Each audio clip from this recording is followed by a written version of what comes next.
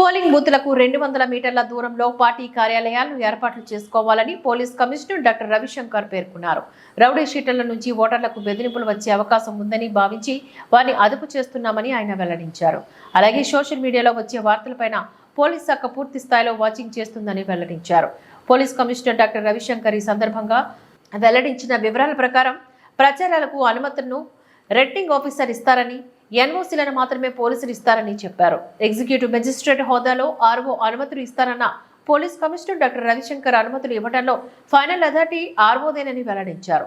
ప్రచారాలకు సంబంధించి మరీ ముఖ్యంగా డోర్ టు డోర్ ప్రచారానికి కూడా అనుమతి పొందాలన్న ఆయన సువిధ యాప్ ద్వారా మాత్రమే దరఖాస్తు చేసుకోవాలని అన్నారు. ఎంసీసీ టీంలో ప్రతి నియోజకవర్గంలో 3 పనిచేస్తాయని, జిల్లాలోని మొత్తం 63 ఉంటాయని చెప్పారు. సి విజిల్ యాప్ ద్వారా వచ్చే ఫిర్యాదులపైన ఎంసీసీ టీంలు స్పందిస్తాయని అన్నారు. డయల్ 100-112కు ఫిర్యాదు చేస్తే దాన్ని ఎంసీసీ టీంకు అనుసంధించబడుతుందని చెప్పారు. ఫిర్యాదు వచ్చిన వెంటనే ఎంపీడీఓ, వీడియోగ్రాఫర్, పోలీస్ ఉంటారని అన్నారు. ఎంపీడీఓల ఆదేశాలను మాత్రమే పోలీసులు నడుచుకోవాలనేది నిబంధన ఉందని అన్నారు. కాగ్నిజబుల్ ఆఫీసర్స్ల పైన పోలీసులు ఎప్పట్లాగే స్పందిస్తారని, పోలింగ్ బూత్లకు 200 మీటర్ల దూరంలో పార్టీ కార్యాలయాలు ఉండేవని, జిల్లాలోని 5 SST స్టాటిక్ సర్వీసెస్ టీమ్స్ పనిచేస్తున్నాయని తెలిపిన ఆయన డబ్బు పంపిణీపైన సమాచారం వస్తే పోలీసులు నేరుగా వెళ్లడానికి లేదని, ఎంపీడీఓ నేతృత్వంలో వెళ్తామని చెప్పారు. సీజర్ పంచనామా ఎంపీడీఓ హయాంలోనే జరుగుతుందని, ప్రీ పోల్ ఎన్ఫోర్స్మెంట్ వర్క్ జరుగుతుందని, ఎన్నికల కోసం పెట్టే ఖర్చుపైన మానిటరింగ్ టీములు పూర్తిగా నిఘాతో ఉంటాయని చెప్పారు. సోషల్ మీడియాలో వచ్చే వార్తలపైన నిరంతరం వాచ్ ఉంటుందని చెప్పారు.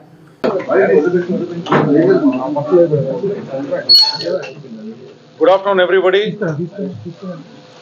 Good afternoon, everybody. Today's press meet, we have called to just tell about the role of police during the elections and కొన్ని డౌట్స్ ఏదైతే ఉందో అందరికీ, అంటే పబ్లిక్ లో, తర్వాత ఇతర పొలిటికల్ పార్టీస్ వాళ్ళందరూ కూడా ఏదైతే డౌట్స్ ఉందో అవి అన్ని కూడా కొన్ని విషయాల గురించి స్పష్టంగా చెప్పాలని అనుకున్నాము.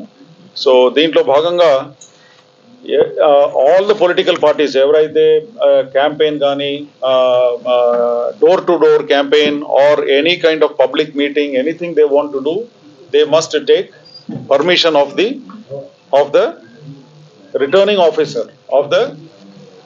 ఆఫీసర్. అందరూ అనుకుంటున్నారు పోలీస్ వాడే పర్మిషన్ ఇస్తారని. అది ఎట్లా అంటే, మీరందరూ వాళ్ళ పొలిటికల్ పార్టీస్ అందరూ కూడా సువిధ యాప్ ద్వారా, సువిధ యాప్ పని చేయకపోతే రిటర్న్ గా ఎవరికి ఇవ్వాలి? ఆర్ఓ, రిటర్నింగ్ ఆఫీసర్ కి ఇవ్వాలి. Returning officer in turn will ask NOC from the police. ఆ పోలీస్ స్టేషన్ కి వచ్చిన తర్వాత పోలీస్ స్టేషన్ వాళ్ళు ఏం చేస్తారు? They will verify all related matters. అదే టైంకి వేరే ఎవరైనా ర్యాలీకి పర్మిషన్ పెట్టి ఉన్నారా లేదా, ఆ ప్లేస్ లో వాళ్ళ మధ్యలో, వాళ్ళ పార్టీ మధ్యలోనే వేరే డిసిడెంట్ గ్రూప్ అంటే ఫ్యాక్షన్ ఏమైనా ఉందా వాళ్ళ పార్టీలోనే, ఇట్లా ఇతర విషయాలన్నీ కూడా పరిగణలో తీసుకొని then they will give a NOC to the returning officer, back to the returning officer. Returning officer is a executive magistrate. So ఆయనకి పంపిస్తారు ఎన్ఓసి. ఆర్ దాంట్లో కండిషన్స్ అన్ని కూడా పెట్టేసి పబ్లిక్ మీటింగ్ కానీ, వెహికల్స్ కి కానీ, ఇటువంటి పర్మిషన్స్ కు ఎన్ఓసి మాత్రమే పోలీస్ స్టేషన్ నుంచి ఇస్తారు. ఇచ్చిన తర్వాత the final permission letter is given by the returning officer అండి. ఓకే, అదంతా కూడా సువిధ యాప్ ద్వారానే పెట్టాలా. జనరలీ ఇఫ్ సువిధ యాప్ పని చేయలేదు, ఇంటర్నెట్ లేదు, ఎలక్ట్రిసిటీ లేదు, ఇట్లాంటి రకరకాలుగా కారణాలు ఏదైనా ఉంటే they can give a return permission letter paying the necessary fees. తర్వాత దానికి కావాల్సిన డాక్యుమెంట్స్ అన్ని కూడా అంటించి they have to give it to the returning officer. So the returning officer is the final authority to give permissions for any rally, any meeting, door to door campaign. కొంతమందికి doubt ఉంది, door to door campaign చేయవచ్చా లేదా permission లేకుండా. దానికి కూడా you have to take permission అండి.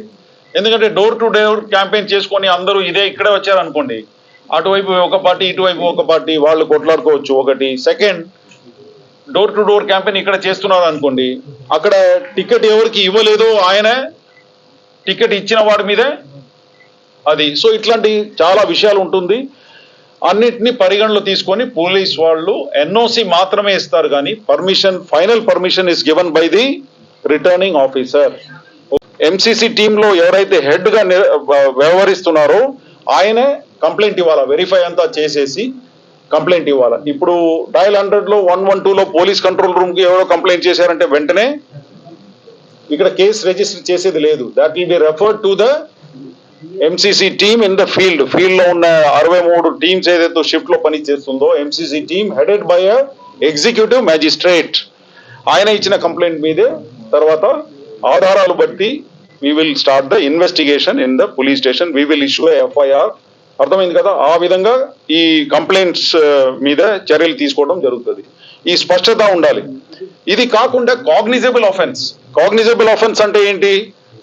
Murder జరిగింది are ఎక్కడో దొంగతనం జరిగింది, ఇదంతా కూడా police directly will take action. Election code కు దీనికి ఏమీ లేదండి. అర్థమైంది కదా? దొంగతనాలు జరుగుతుంది, యాక్సిడెంట్ జరుగుతుంది, ఇటువంటి విషయాల మీద they are all cognizable offences.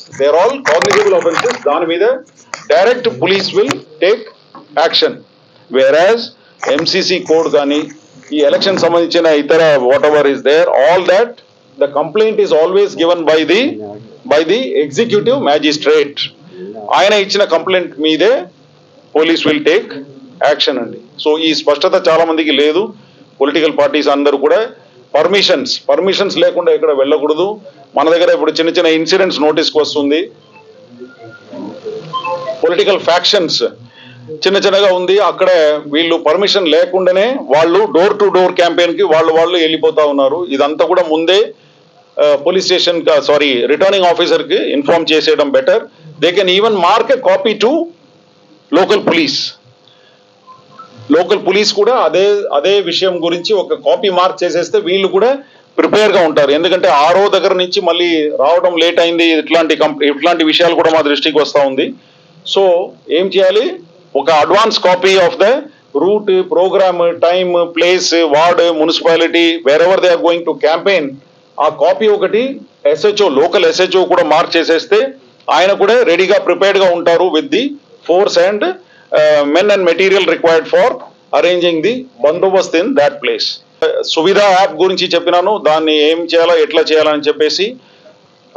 And MCC teams తర్వాత డయల్ 100 and 112 వాళ్ళు ఎట్లా వ్యవహరిస్తారు ఈ ఎలక్షన్ కోడ్ పీరియడ్ లో, అది కూడా మీ అందరికీ చెప్పడం జరిగింది.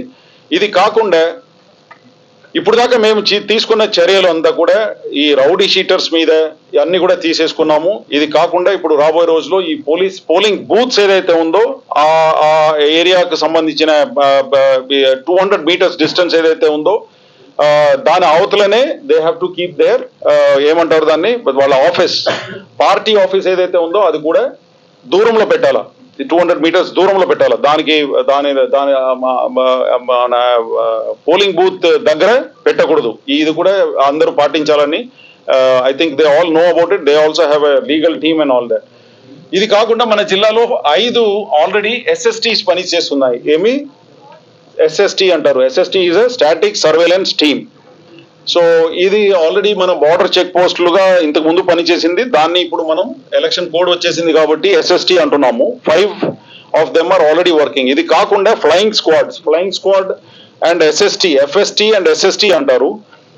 దీంట్లో ఆర్మ్డ్ కాంపోనెంట్ ఉంటుంది. ఆర్మ్డ్ కాంపోనెంట్ అంటే దాంట్లో మా దగ్గర నుంచి 3 తుపాకీ పట్టుకొని 3 constables will be there. Constable or head constable will be a part of FST as well as SST. Okay, and దీంట్లో కూడా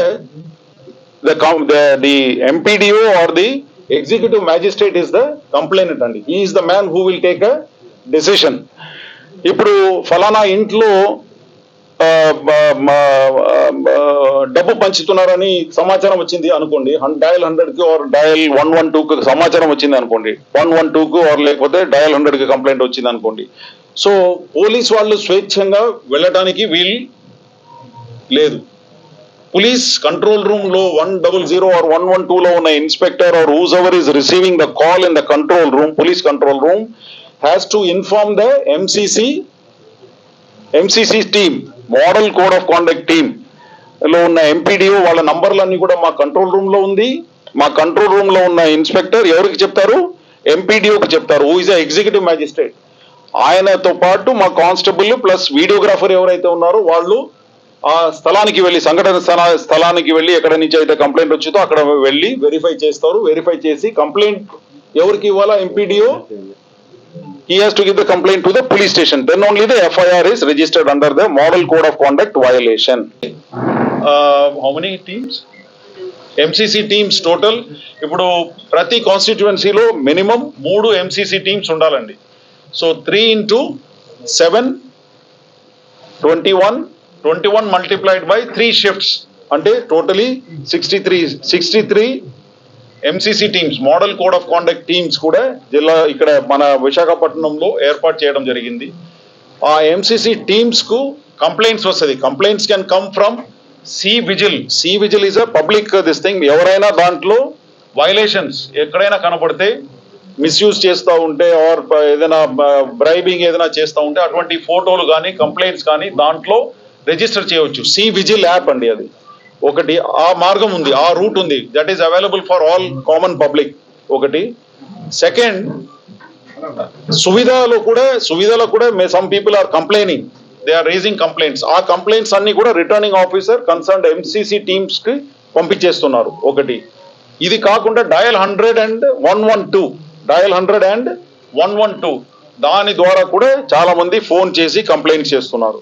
ఈ కంప్లైంట్స్ అన్ని కూడా చివరికి కంట్రోల్ రూమ్ నుంచి ఎంసీసీ టీమ్స్ 63 టీమ్స్ ఏదైతే ఉందో మన జిల్లాలో, ఆ టీంలో ఉన్న